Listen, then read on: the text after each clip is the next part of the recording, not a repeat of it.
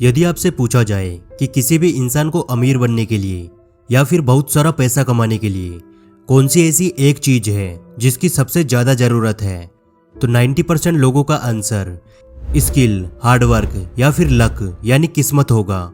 लेकिन इसका सही जवाब इनमें से कोई भी नहीं है। इसका सही जवाब है हमारी सोच, थिंकिंग। हम किस तरह की सोच रखते हैं, इसी बात से डिसाइड होता है कि हम लाइफ में कितना आगे बढ़ेंगे, कितना नाम कमाएंगे, कितना पैसा कमाएंगे, या फिर यूं कह लीजिए कि हम लाइफ में कितने सक्सेसफुल होंगे।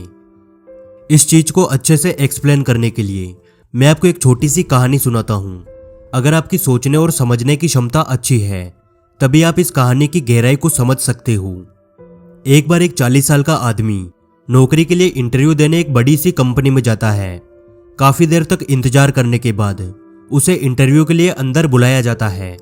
जैसे ही वह ऑफिस के अंदर जाता है तो वह ऑफिस में बैठे हुए कंपनी के मालिक को देखकर पूरी तरह से हिल जाता है, क्योंकि वह इंसान लगभग उसी की उम्र का होता है। और सबसे बड़ी बात, 15 से 20 साल पहले ये दोनों दोस्त हुआ करते थे और एक छोटी सी कंपनी में एक साथ काम करते थे।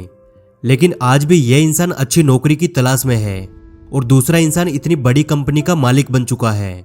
फिर उसका इंटरव्यू लिया जाता है। इंटरव्यू पूरा होने के बाद उस बंदे को जॉब तो मिल जाती है, लेकिन उसको इस बात का जवाब नहीं मिल पाता कि आखिर वह आज भी नौकर क्यों है और उसका दोस्त मालिक क्यों है, जबकि ये दोनों कुछ सालों पहले सेम पोजीशन पर थे, एक छोटी सी कंपनी में सैलरी पर जॉब करते थे।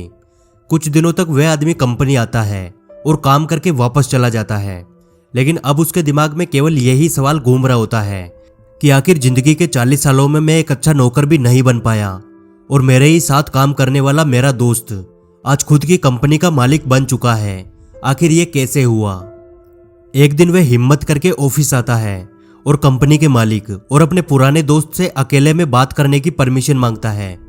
कंपनी का मालिक उसे बोलता है, अभी तुम काम करो और छुट्टी होने के बाद ऑफिस में आ जाना, फिर हम बात करेंगे। उसका यह जवाब उसे अच्छा तो नहीं लगता। वह मन ही मन उसे घमंडी बोलता है और वापस काम पर चला जाता है। कंपनी की छुट्टी होने के बाद वह फिर से ऑफिस में आता है और अपने बॉस से अंदर आने की परमिशन मांगता है। अब उसके बॉस का बिहेवियर पूरी तरह से बदल चुका होता है। अब वह उसे एक अच्छे दोस्त की तरह ट्रीट करता है और उसे चाय और कॉफी के लिए भी पूछता है। और वह बोलता है, अब पूछो तुम मुझसे क्या बात करना चाहते थे। तब वो इंसान उसे बोलता है, क्या तुम्हें याद है हम दोनों एक साथ काम करते थे, लेकिन मैं तो आज भी नौकरियां बदलता रहता हूँ और एक अच्छी जॉब की तलाश करते हुए आधी जिंदगी निकाल चुका हूँ और तुम खुद की कंपनी के मालिक बन चुके हो। ऐसा कैसे हुआ? आखिर मेरे अंदर ऐसी क्या कमी है जिसकी वजह से मैं इतना पीछे रह चुका हूँ? मैं बस इतना जानना चाहता हूँ। तो इसका जवाब देते हुए उस कंपनी का मालिक बोलता है, क्या तुम्हें याद है जब हम दोनों एक साथ जॉब करते थे, तब एक दिन हम अपने वर्कशॉप की लाइट्स ऑफ करना भूल गए थे और कंपनी के बाहर आने के बाद तुमने बोला था कि लाइट्स ऑन रह गई तो क्या हुआ, हमारी कौन सी सैलरी से पैसे काटे जाएंगे। लेकिन मैं वापस जाकर लाइट्स को ऑफ करके आया था। बात लाइट्स ऑफ करने या फिर ना करने की नहीं है, बात हमारी सोच की है, हमारी थिंकिंग की है। मैं उस दिन भी मालिक की तरह सोचता था और तुम नौकर की तरह सोचते थे, और आज मैं एक मालिक हूँ और तुम आज भी एक नौकर हो।